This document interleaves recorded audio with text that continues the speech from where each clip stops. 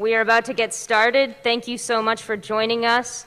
Welcome to our panel, The Possibilities and Pitfalls of CRISPR. My name is Antara Rao. I'm a PhD student in developmental and stem cell biology at UCSF, and I will be serving as your moderator today.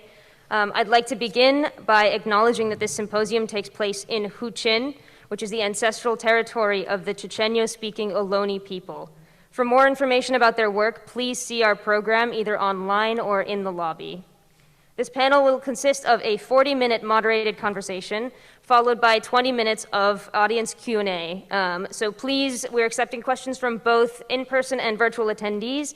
If you are here in person, please use the mic in the corner and just line up behind it and ask your question. And if you are online, we are asking that you put your questions in the Zoom chat, and one of our volunteers will read it out for you. So let's get started. Our panel today discusses the ethics of gene editing, particularly of CRISPR, a technology that was discovered in 2012 by Dr. Jennifer Doudna right here at UC Berkeley and her colleague, Dr. Charpentier. Over the past decade, CRISPR has revolutionized the gene editing field by allowing scientists to more precisely, efficiently, and cheaply modify the DNA of different organisms, including humans. In record time, labs and companies have adopted and tested CRISPR, pushing the boundaries of its applications. In the past 2 years alone, we have seen CRISPR used to treat sickle cell disease, partially restore a patient's lost vision, and edit the genome of human embryos to reduce the risk of contracting HIV. But with this incredible power come significant concerns. Can CRISPR treatments like those for sickle cell be made accessible to all when currently gene therapies are currently priced at upwards of $1 million? Does using CRISPR to fix certain genetic disorders like vision loss and deafness actually have the support of disability communities? And although preventing diseases like HIV sounds desirable, how do we ensure that selectively editing human DNA does not lead to further oppression of disadvantaged populations? To talk about these questions and more, I have with me today 3 experts in the field, Dr. Leah Witkowski, Dr. Katie Hassan, and Dr. Françoise Baylis.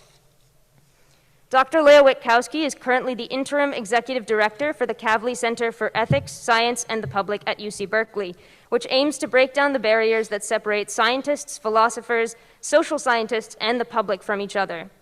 Dr. Witkowski is also a Policy and Engagement Manager at the Innovative Genomics Institute, a nonprofit research partnership between UC Berkeley and UC San Francisco dedicated to applying genome engineering to solve major world problems. Since receiving her PhD at UC Berkeley in 2016, in part for studying CRISPR, Dr. Witkowski has applied her knowledge to a career in scientific governance, policy, and multi-perspective engagement.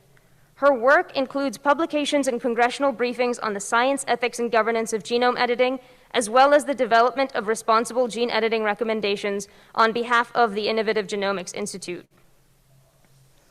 Dr. Katie Hassan is the Associate Director for the Center of Genetics for Society, for the Center for Genetics and Society, an independent public interest nonprofit based in Oakland, California. Dr. Hassan earned her PhD in sociology and with a designated emphasis in women, gender, and sexuality from UC Berkeley, and was previously assistant professor of sociology and gender studies at the University of Southern California. She writes, speaks, and researches the social implications of human biotechnologies, working with a broad network of scholars and advocates committed to bringing human rights and social justice perspectives to the forefront of discussions about human genetic and reproductive technologies. Dr. Françoise Baylis is a university research professor and special advisor to the Vice President of Research and Innovation at Dalhousie University in Canada. Over the past decade, Dr. Baylis has served on a number of international committees focused on the future of gene editing. These include the Planning Committee for the First International Summit on Gene Editing 2015, the WHO Expert Advisory Committee on Developing Global Standards for Governance and Oversight of Human Genome Editing from 2019 to 2021, and the WHO Working Groups on a Global Guidance Framework for the Responsible Use of the Life Sciences in 2021. Currently, she is a member of the International Science Council, a member of the Planning Committee for the Third International Summit on Genome Editing, and a member of the Royal Society of Canada Committee on Public Engagement. Dr. Bayless is also the author of Altered Inheritance, CRISPR and the Ethics of Human Genome Editing, which won the 2020 Prose Award in Clinical Medicine. And a copy is in our break room, so please check it out. Natalie D'Souza from the New York Review of Books described this book as an authoritative, comprehensive guide to the ethical issues around CRISPR. And Adam Hayden, writing for Science, claims that Altered Inheritance is a foundational tool in the path to creating socially just science and bioethics. So please join me in welcoming all three of our panelists. Thank you very much for joining us.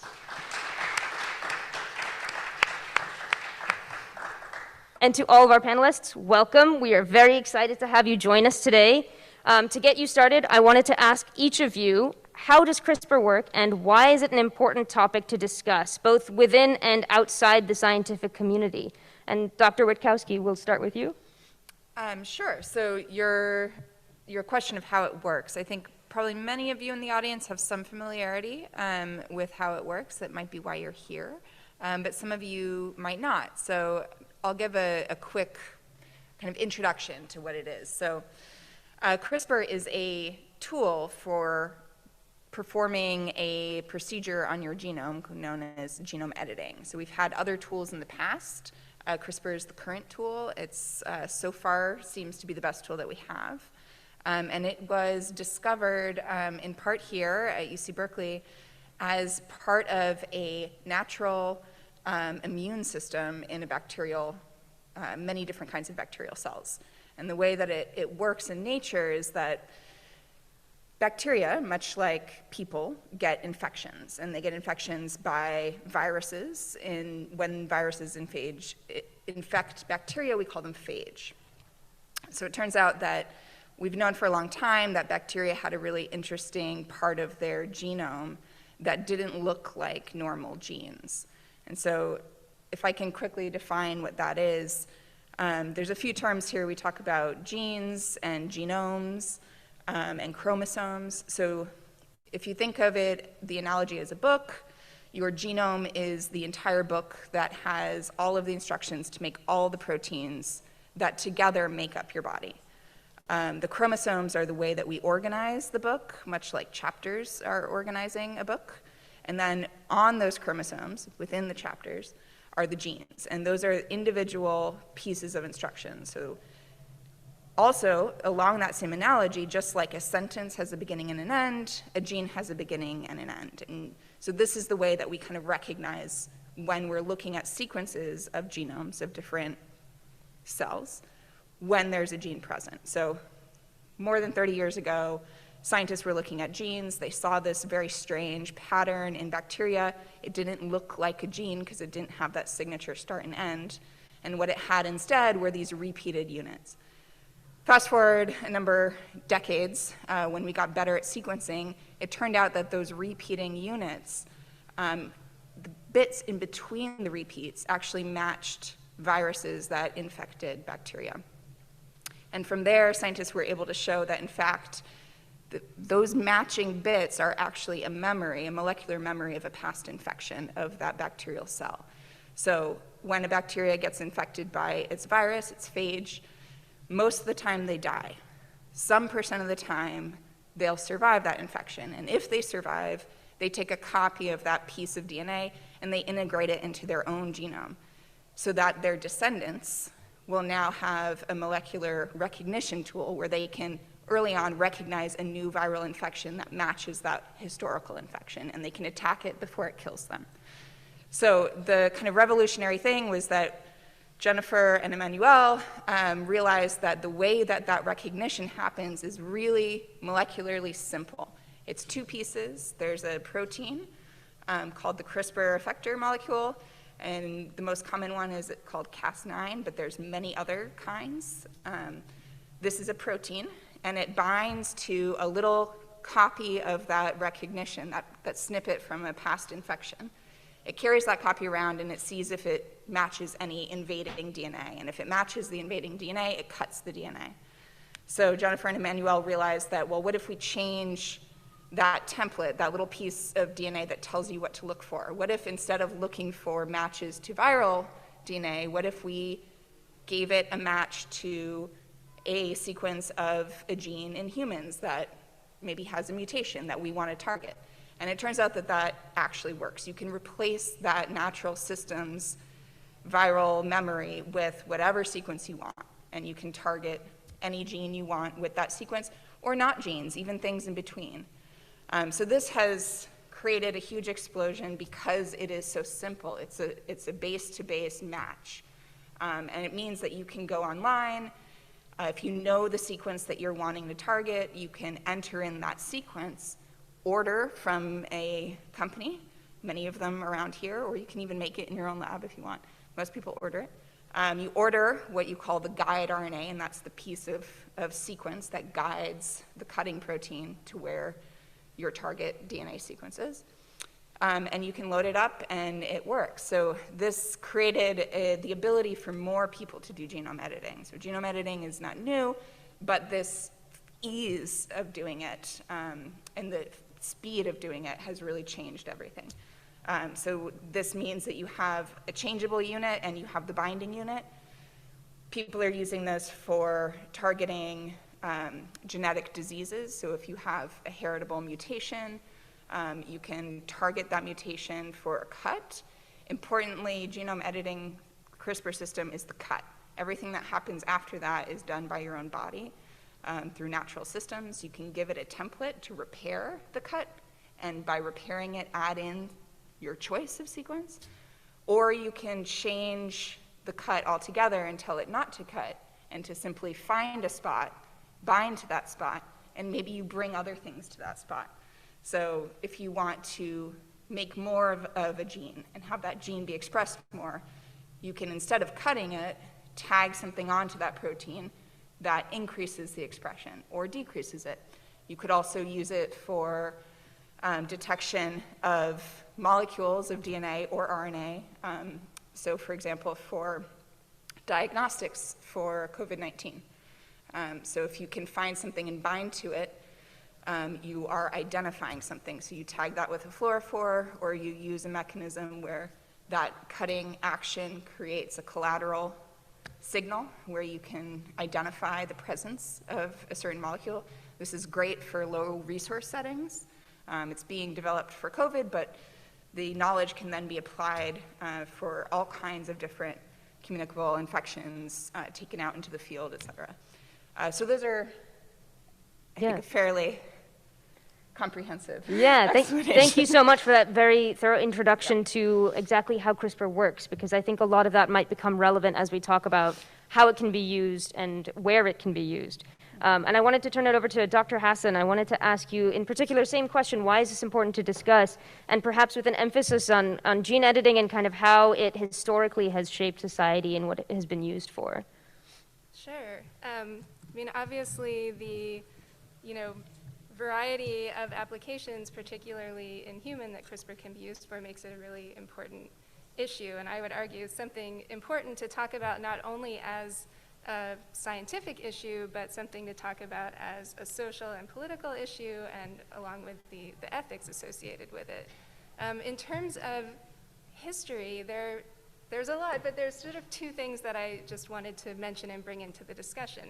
I mean, one is that we've talked about how CRISPR was discovered in 2012, and it's really sort of revolutionized the field since then. But the discussions around how gene editing could be used and the kinds of effects that it could have on society have been going on actually a lot longer than that, and stretch back even to the 1990s.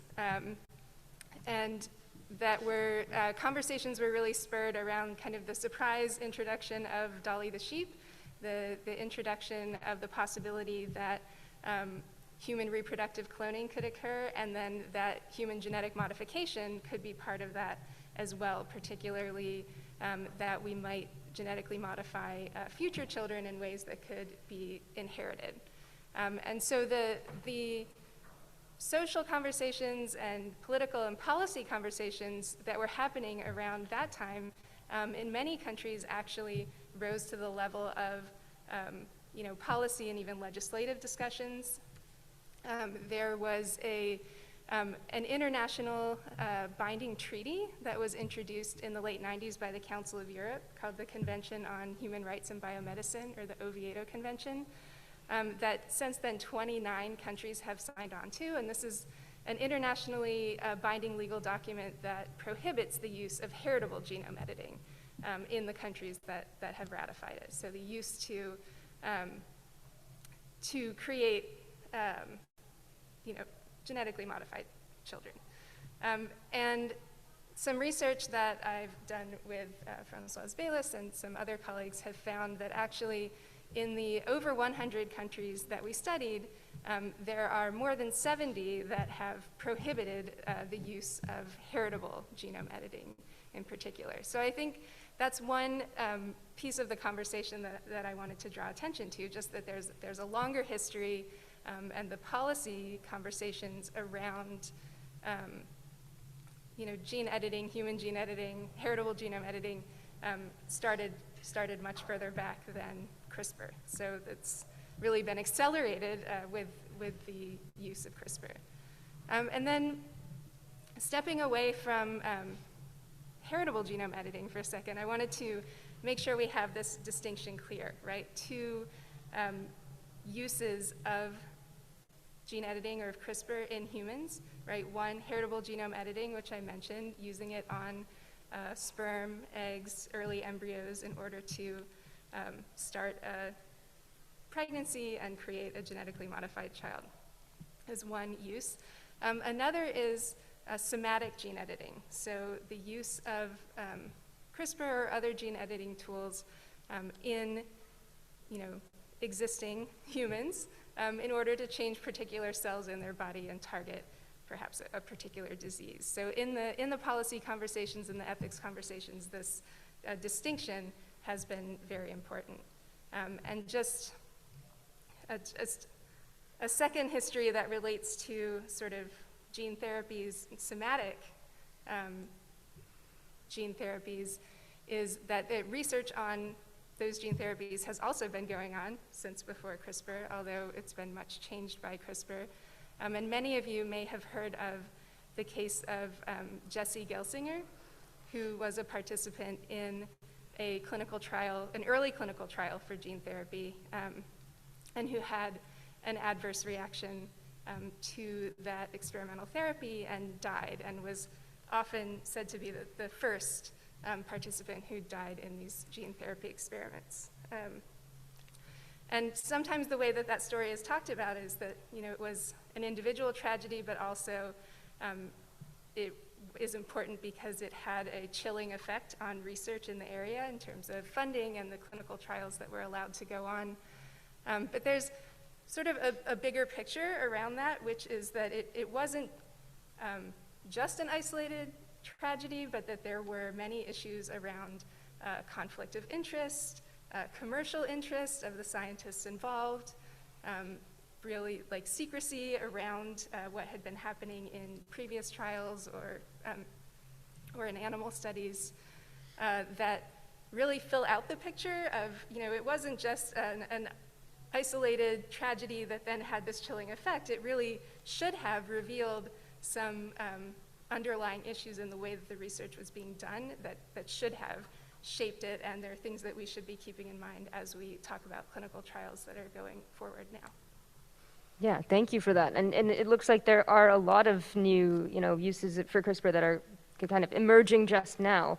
And so I wanted to ask you, Dr. Baylis, if you have anything to add to this question, particularly looking at some of the versatile applications of CRISPR and how those are becoming more important nowadays. So I'll just expand very briefly, because I think you've heard a lot with respect to this sort of initial opening question. But I think the thing I'd like to do is to emphasize what you've just heard from Katie about the difference between making changes to somatic cells versus germ cells. And I want to just make a couple of comments specifically about heritable human genome editing, when the goal of the project is to ensure that the offspring and subsequent generations have some kind of genetic modification. And I think the first thing that I want to say that I really want you to appreciate is not just the science, but the shift. And the shift here is that what you're doing actually is, for the first time at one level, for the second time, depending on how you want to understand technology, you're actually engaging in a design project.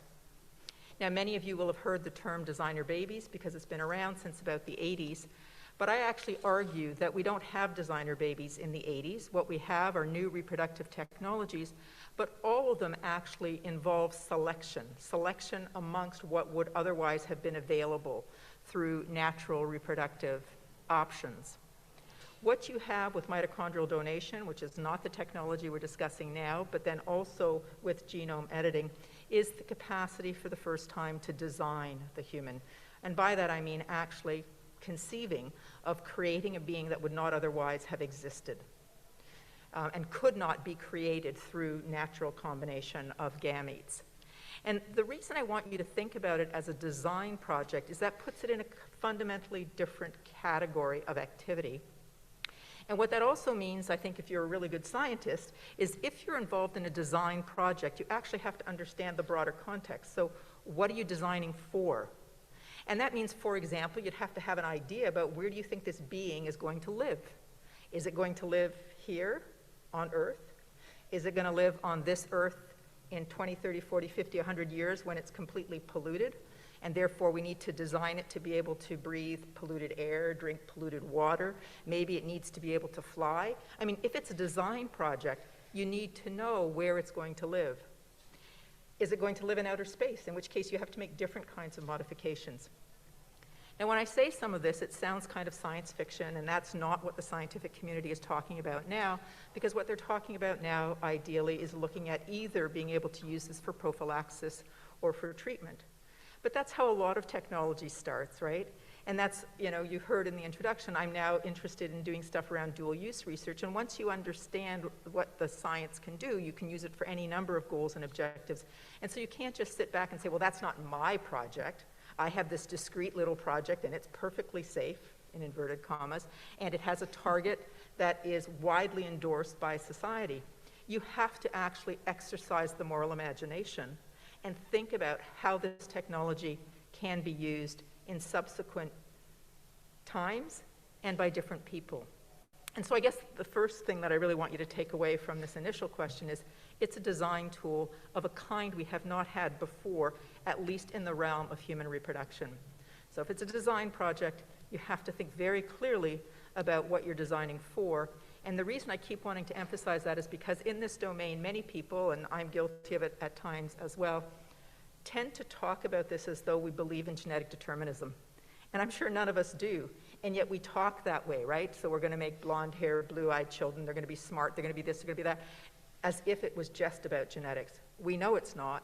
And if I can get you to always think about this as a design project, you'll always be thinking about the genome that you're manipulating, but the context within which this being has to survive.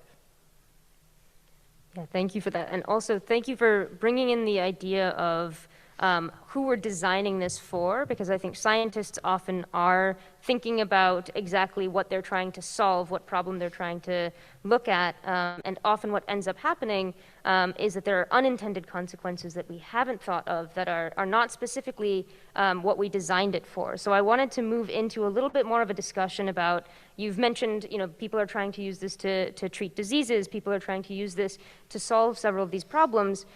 What are some of the things people should be keeping in mind, paying attention to as they have these problems? So for example, one of the problems that people are trying to solve is potentially finding a genetic cure using CRISPR for deafness. And Dr. Hassan, I wanted to ask you, the question essentially is, should gene editing be used to treat disabilities like this? Is there an opinion in the disability community of whether or not this is something that they want to support? Yeah, I mean, I can't speak for the disability community is the first thing that I would want to say. And then the second is that there are really many disability communities, right? And even within each of those, there is a diversity of opinions about that. So, I can't start an answer saying, this is, how disabled people with disabilities feel about how and when and where CRISPR should be used, right, for different conditions. But what I would want to say is that there hasn't been nearly enough space made in the conversations that we're having about how CRISPR gene therapies should be used for people with disabilities to speak, right? And for that diversity of opinions to really be heard. And I think, one place where we do often turn, right, when scientists want to talk about, bringing these voices of affected communities, as it's often called, into the conversation, is to look at patient groups, right? And patient groups and, disability communities are often conflated in that idea. So on the one hand, you have groups who are identified by not only their sort of illness or disability, but their relationship to the medical community and their desire for treatment and or possibly cures, right? So that's, one specific way of, thinking about and interacting with the condition or the disability that a person has. And that makes sense, because we're often talking about medical communities, clinicians, scientists, and patients are the people that they're most likely to interact with. But there's a much broader community out there, right? And not everyone with a particular disease wants a cure for it, right? Or they may have a more nuanced position about it, right? They may want to be able to get treatment for certain symptoms that cause suffering for them, but on the other hand, they may also find that part of their identity comes from the way that they have experienced and managed and navigated with this illness throughout their life. And then disability advocates and disability communities often point to the idea that disability is not something that's in the biology or in the individual body of a disabled person, but that it comes from society's inability to accommodate and provide access to people with a broad range of manifestations of their physical embodiment or their abilities or their ways of moving and being in the world, right? And so if you take that view, right, what needs to change is society and the way that we accommodate diverse embodiments and abilities, and not to fix the individual people, right? And so there are many people with disabilities who see their differences as a part of their identity and as a valuable form of diversity in the world, and would not want to either have somatic treatments or certainly feel quite threatened and hurt by the prospect of using heritable genome editing to eradicate, right, certain conditions, because to them it's saying, eradicating people like them, right? And it can give a message about how they are valued and accepted in the world. Yeah, thank you for that answer. And on the same note, I wanted to ask you, Dr. Bayless, do you have thoughts on this subject as well, and basically the idea of what should we be thinking about when we're designing these different designing these different applications for CRISPR for potentially, a market that has mixed feelings about them, and in addition, just, how should we be thinking about this when we know that there are negative consequences to anything we're putting out there with CRISPR? So let me take you back to 2015, and in April of that year, a Chinese scientist published a paper documenting research that he had done in non-viable human embryos. So these were embryos that would not have been used in a reproductive project. They are embryos that were genetically modified and then discarded. The response, and it was largely in the United States, was to be very critical of this work, and commentaries were published in Nature and in Science, pulling in slightly different directions. So you had one group of scientists arguing that this was unacceptable and we ought not to be doing heritable human genome editing, and that this would have a negative impact on what they would see as contemporary important research involving somatic genome editing. One of the authors of that was Fyodor Urnov, who actually is here now. And the other paper was to say this is really important, but it's premature, and we need to develop a proper pathway for this science.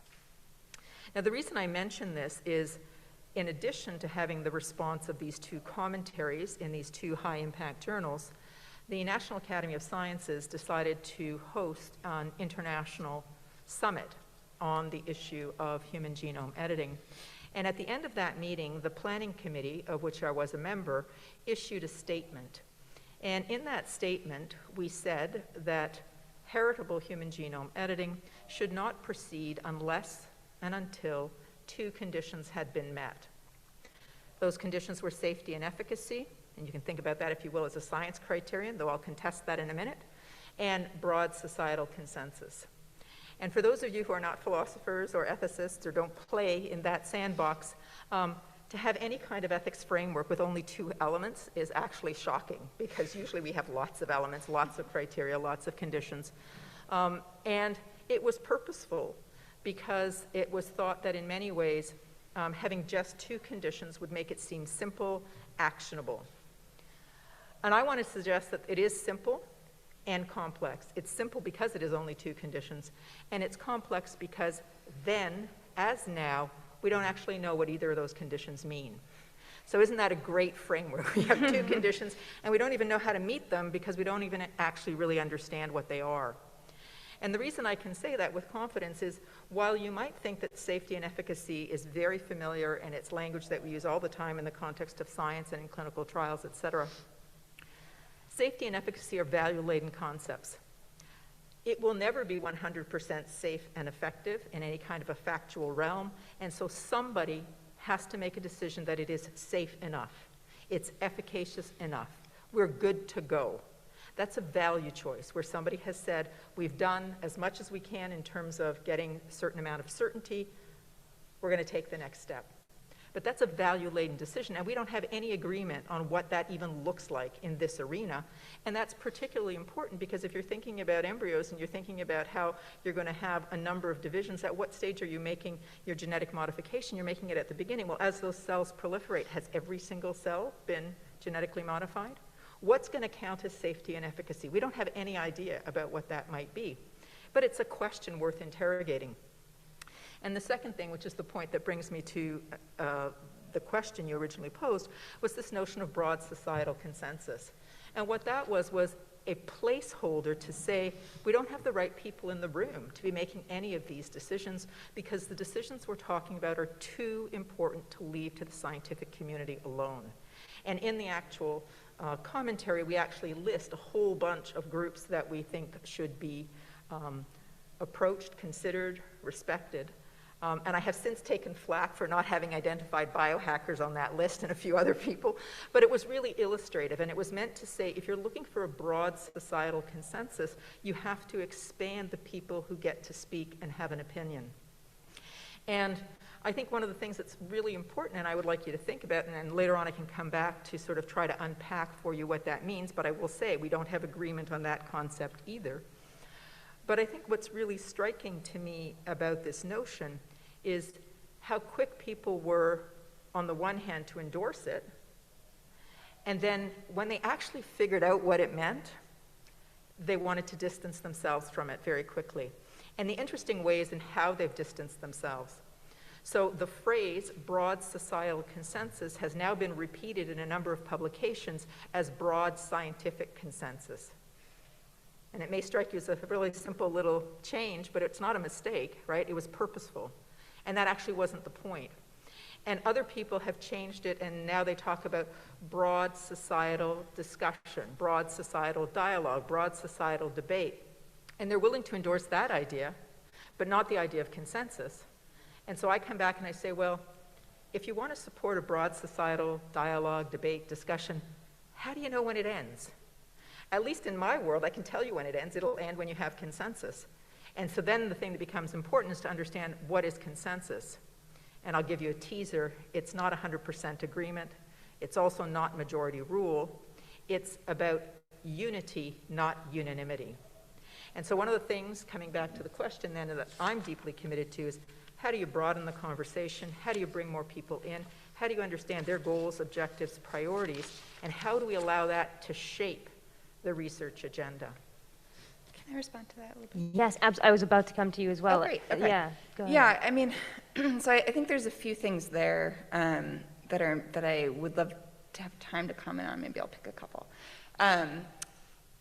When we're talking about heritable editing, many of the ethical challenges and dilemmas mirror those that also exist in somatic editing. I would argue that the difference there is the degree of the risk and the fact that when you are doing heritable editing, you are essentially engendering a certain familial lineage with advantage. And that's the real kind of ethical hinge on which that becomes even more of a powerful, heavy consideration than it does in somatic editing.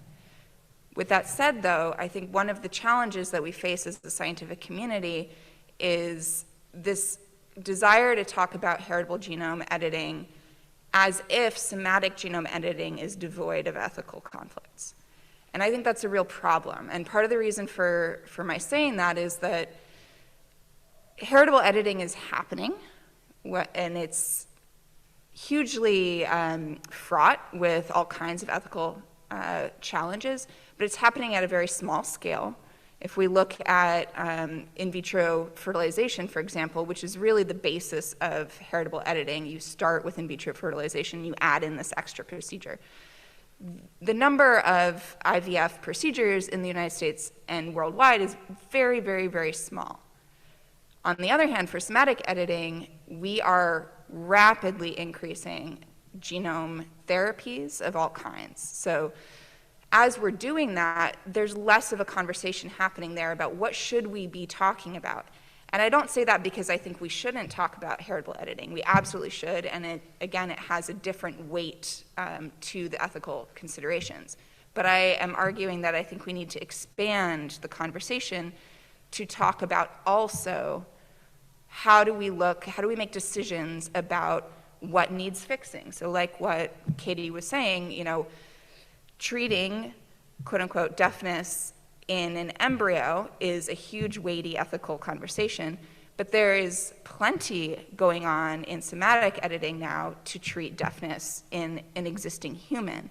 And many of the conversations that should be happening are similar. So is deafness a disease?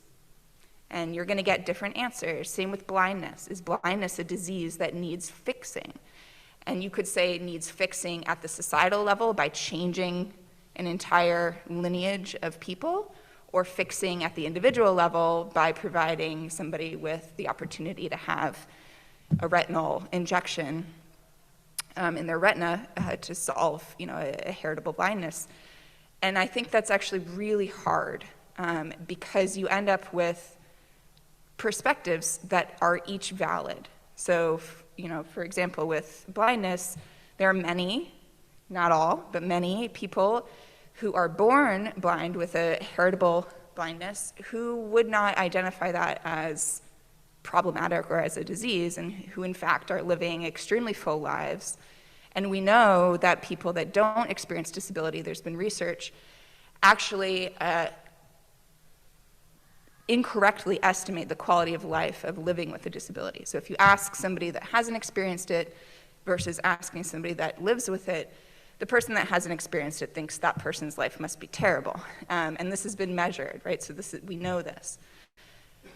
And so the challenge is that how do you honor the need to societally support people that have differences, that don't view those differences, and that we all probably should not be viewing those differences as diseases, while still honoring the rights of the person who just is developing blindness to do something about that. And I think this brings up issues of individual choice versus societal level decision making.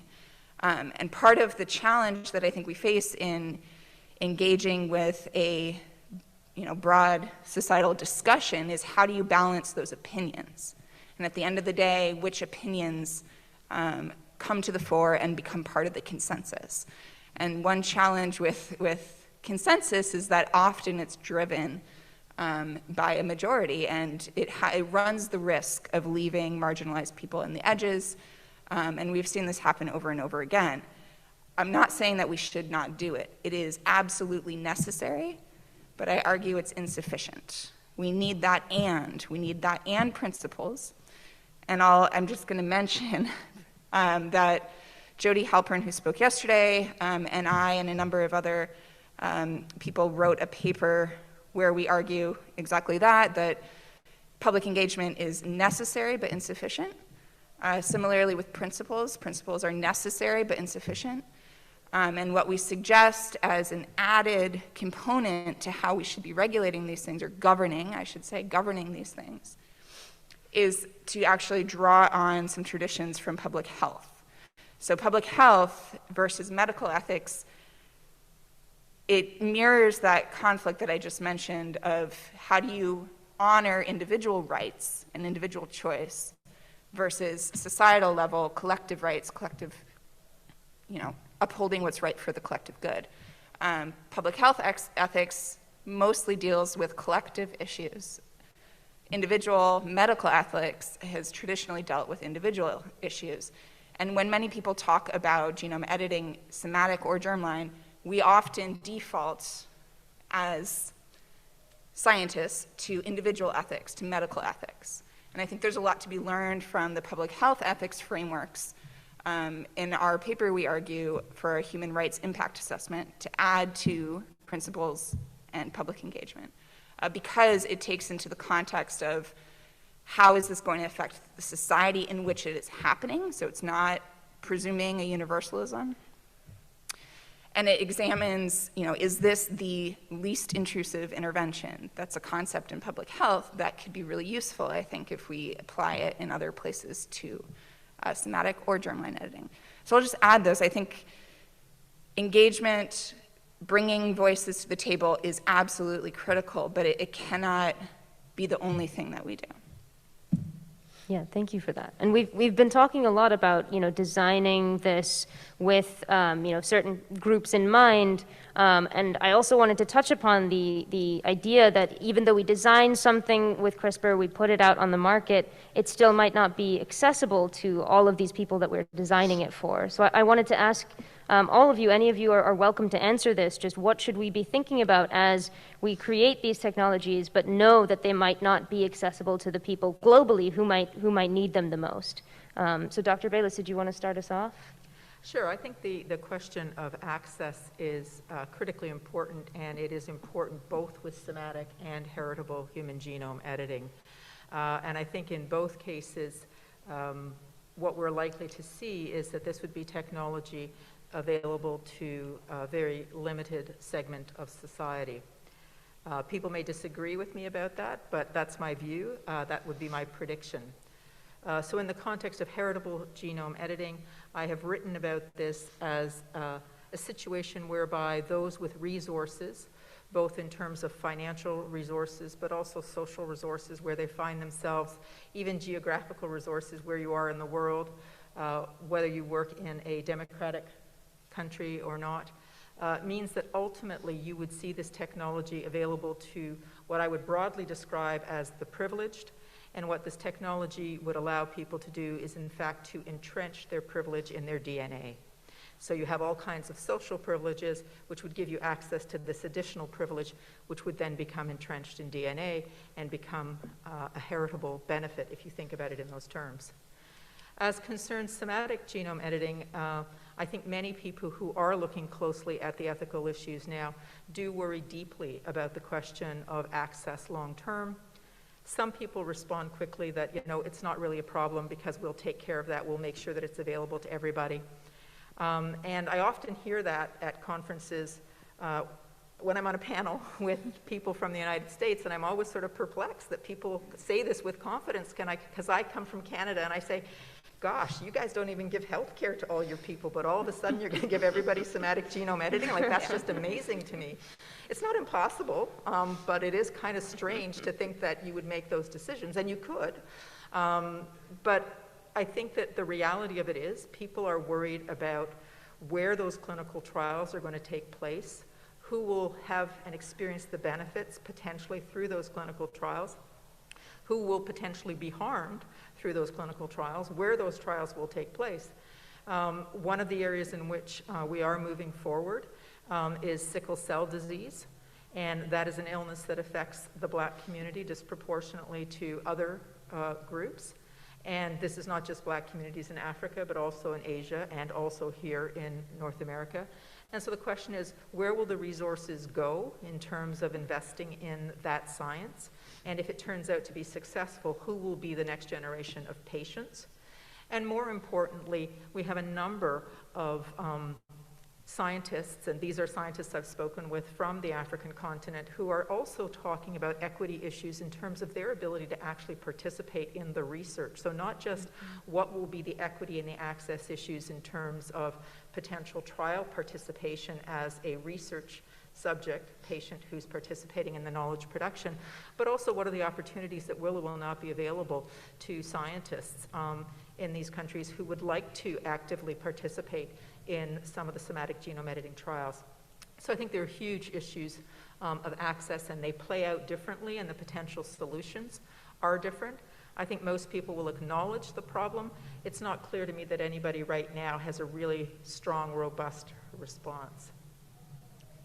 And I wanted to sort of pop the question over to you, Dr. Hassan, as well, with the added question, if you would like to answer that and touch on this, but the kind of the opposite of accessibility is, making sure that these are safe and are correct as we offer them up on the market. I didn't know if you wanted to touch a little bit on the potential for, like with stem cell clinics, off-label and kind of unconfirmed therapies, and how that might also play a role in as CRISPR goes onto the market. Sure. I mean, I think the access question and this question where we have the example of sort of stem cell treatments, unverified, untested, unproven. It comes back to the fact that anything that we do with CRISPR is being developed in the context of the medical systems that we have, the profit-driven, commercialized scientific landscape that we have, particularly in the US. So, I mean, I think just taking one step back, something I'd like to say about access is we often approach the question of access as if we're looking just at the endpoint, right? We've developed all of these treatments, and now we're going to decide how does everybody get access to it. But I think something that you were just saying is that we need to pull access further upstream, I guess you would say. So one, thinking about how access applies to how clinical trials get done, who participates in them, who bears risk in them, and who gets benefits from them. But I would say also, even further upstream, why is access only about receiving? Who has access to decision making? Who has access to priority setting in terms of what kinds of questions are being asked, what kinds of applications are being designed, and how they're being developed. So I think pulling access further upstream is something that we need to talk a lot more about. But in terms of the commercialized development, I think the comparison to stem cells is actually really interesting because stem cell research and CRISPR research have extremely high levels of hype around them, right? And so many claims about what they'll be able to do, how they're going to cure everything and anything, and that has been put forth in ways that really drive interest from consumers, from potential patients, and also creates an environment in which people can exploit the interest and the hopes of people who are looking for treatments. And we've seen the ways that these sort of sham stem cell clinics have proliferated in the US, right, in particular, but also the way that this has led to the development of a whole industry around medical tourism, I think, is another issue. But In the US, we're looking at the proliferation of these stem cell clinics and the sort of inability of the FDA to be able to, give them correct oversight and really enforce the rules that are there in the first place. And I think it also points to the way that we sometimes think about approaching decision-making about the uses of CRISPR in terms of, it would be fine to use it for X diseases or conditions, and we'll draw a line here, and we'll say, everything that's less serious than that, or anything that's an enhancement and not a disease, is something that we can put off limits. And particularly in the US, that's a very difficult thing to do, because we do allow doctors to prescribe and treat off-label. So once something is approved, doctors have discretion in how they can go about using it. So I'm afraid we're running low on time, so this is going to be our final question. But I wanted to give each of you guys a chance to talk a little bit about how we should be thinking about regulating CRISPR as it moves forward. And in addition, just how should our audience interact with these discussions, and what should they keep in mind, particularly as this is a discussion that should be outside the scientific realm and include people who are not necessarily scientists. How can we actively include people who are not scientists in these discussions? Sure. I'll start, but I'm actually going to go back to your previous question, and then I'll sneak in the answer to that last question. Yeah. So there's so much to talk about here, and I'm actually didn't realize how fast we've already gone. We've barely touched the surface on all of the issues and the knottiness in this problem, but. With respect to access, it's a huge challenge, and part of that, I think, as Francois pointed out, is because of the system that this is being placed into. So CRISPR, here in the U.S., if you're developing a treatment for a disease, presumably you've defined that in a certain way, and you're pursuing that. One of the challenges is the way that we've gone about, as a society in the U.S. Of developing new drugs, is there's this kind of historical social contract, some would say, between public funding of basic science research, public funding of early stage research, and that's what happens here at UC Berkeley. Most of what we do at Berkeley is basic science. Some of it is a little bit further along than that. But part of the kind of contract of people being willing to do that, put up their tax money to support that, part of that is the expectation that those discoveries are going to get translated into something that benefits them and benefits society. And the way that that's been done historically is that when a discovery seems to have some kind of translational promise, because scientists are bound by their own expertise in their own fields, bench scientists, for example. These things then get licensed by the university to a for-profit company. And part of the reason there is that the cost to take something from concept through clinical trials is extremely high. And for pharmaceuticals, most of the time, these things fail. So there's a huge kind of risk in putting up that money. And so we sort of are willing to pay public money for the discovery, but then we allow these for-profit companies to raise their own capital and put up their own capital to take on that risk and to further develop it, assuming that we will benefit in the end because we will have a drug that is beneficial to society. I think the challenge that we face now with CRISPR is that, in fact, we're seeing that shift a little bit. So there's not as much of a reliance on for-profit companies of putting up their own capital and then needing to recoup that. In fact, the government is excited. People are excited by CRISPR. They see the promise of it, and they want to accelerate that translation into the clinic. And so part of the way that we're doing that is through creating new funding programs at the federal level to fund clinical trials. So now public funds are going into clinical trials. And in fact, most of the phase 1, phase 2 trials for gene therapies are sponsored, funded at least majority by public funds. And yet, the only way to take it from that phase 2 level to past FDA approval into the hands of doctors and patients, is still, only way is really still to license it, because we don't know what else to do. And part of the problem with that is now we have essentially subsidized more than we ever have before the for-profit companies. It's all de-risked for them by public funds. Going through these clinical trials, they get to license it, take it the last mile, and now they're being priced at millions of dollars. And that's absolutely outrageous, if you ask me. So one project that I'm working on at the Innovative Genomics Institute with our public impact program is we're putting together an affordability task force where we've tried to bring together experts in lots of different parts of this puzzle and this problem to ask, is there another way that we could take some of the things that we're developing in the lab and bring them to patients without having to license it to a for-profit company? Or if we do license it, is there a way that we could put in some kind of provisions that gives us more confidence that it's actually going to reach people in an affordable way and made available? So we just started.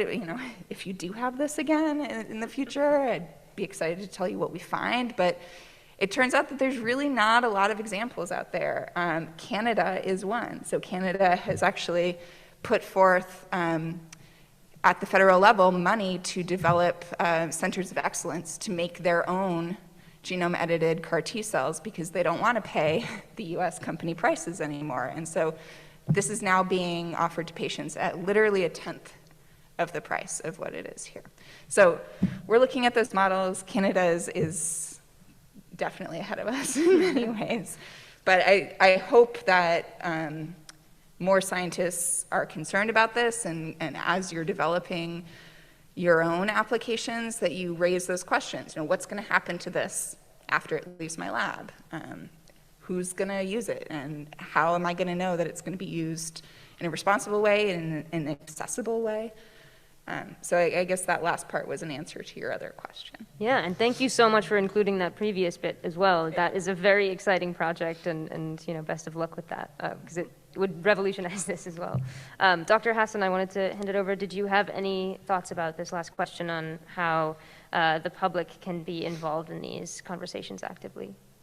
Sure. I mean, I would just step a little bit back to the question about regulation and just come back to my earlier point about, often we think about CRISPR as being such a new and revolutionary technology, and ask whether, the governance and the regulation that should surround it also needs to be new, right? As if there's a blank slate. But I wanted to come back particularly to the issue of heritable genome editing, where we have found that there are, dozens, over 70 countries that have prohibited it already. So there is a significant agreement, widespread agreement, and nearly consensus, at least among the countries that we've studied, that this should be off limits. And I think, really acknowledging that as a basis for starting to build policy, or, acknowledging and recognizing and respecting the policy that is already there is an important step. And then, in some ways, having that clear line drawn allows for more focus on, regulating and developing somatic gene therapies using CRISPR and really working through some of those thorny issues that we've brought up. But I would also, encourage all of you in terms of thinking about how to engage the public, how to think broadly about the ethics and policy implications of the work that's being done with CRISPR.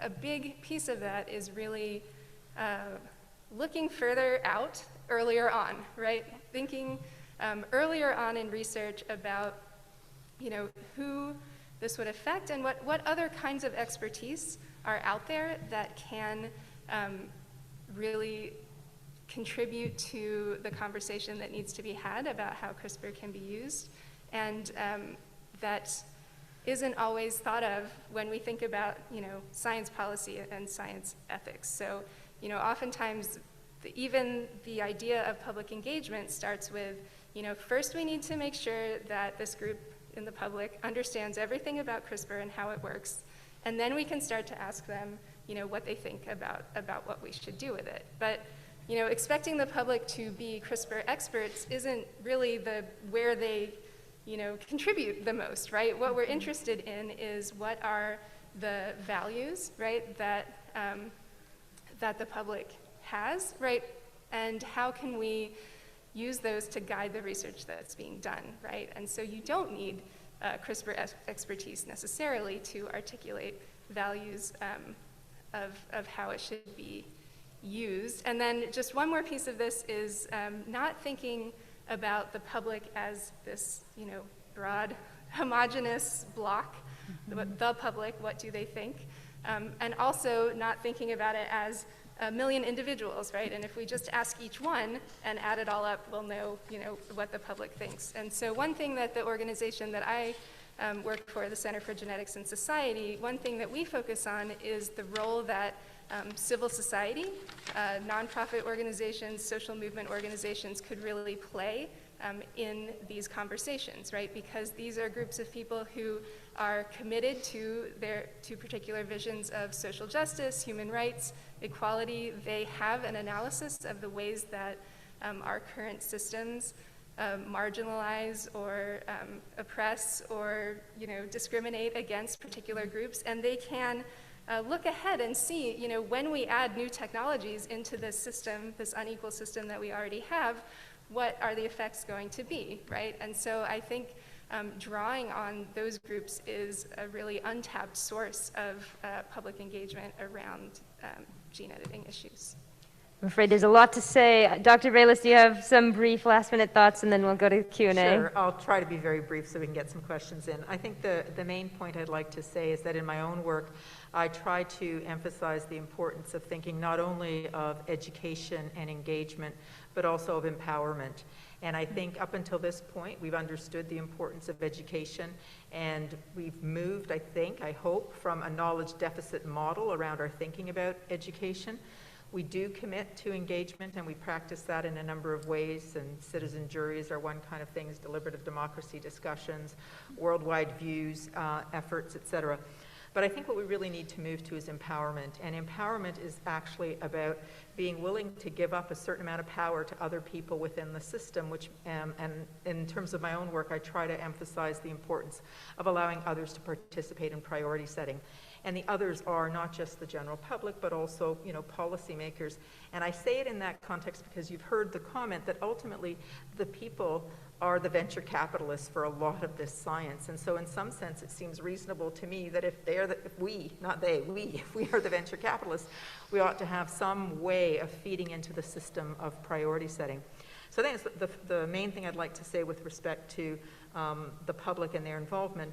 And I'd like to just end with a comment that says, from my point of view, the scientific community has a really important role to play in each of those domains. And in my own work and in the book that was referred to earlier, Altered Inheritance, I have a whole discussion about the ways in which scientists can choose or not to participate in policymaking. And borrowing on the work of a colleague, Pilke, who does some of this initial work, but I think I change it and expand it, talk about the role of the pure scientist, talk about the role of the science analyst, the role of the science advocate, and the role of the science diplomat. And my view is that these are somewhat caricatures, and there's no one scientist that fits into any one box narrowly. But what's important is if you look at this, you actually can think about, how do I want my career to progress? How is it that I actually want to engage in the structures that will shape the work I do, direct the work I do, ensure that the work actually delivers? Because I choose to believe that most people who go into science and medicine do so because they want to make the world a better place. I choose to believe that that's true. And then the thing is, how do you keep that flame going for the long haul? And I think partly it's through actually taking time to reflect on what kind of scientist do you want to be. And it's not to say that one is better or worse than the other, but they are different, and they require a different amount of energy, a different amount of training, a different amount of engagement. And I am, at this point, some people have heard me say this, deeply worried about the fact that we have seen with the pandemic the inability of science to make its way through to some of the tables at which important decisions are made. And I think we therefore need to think about what's happening with the scientific community in terms of it meeting this wall or this barrier, and what is it that gets through, and how do you get around that? And I think there's really important work to be done. And it's not just science communication, it's actually internal and introspective. What kind of scientist do I want to be? And for those of you who are interested, I have a whole chapter on slow science. I advocate slow science. And thank you all for your very thoughtful responses for this. I do want to open this up to audience question and answer. There is a mic in the corner, and if you are on Zoom, you are welcome to put your questions in the chat. I know that we've left very little time, but we will have time for at least 1 to 2 questions. So we invite you to come up to the microphone if you have something that you would like to ask.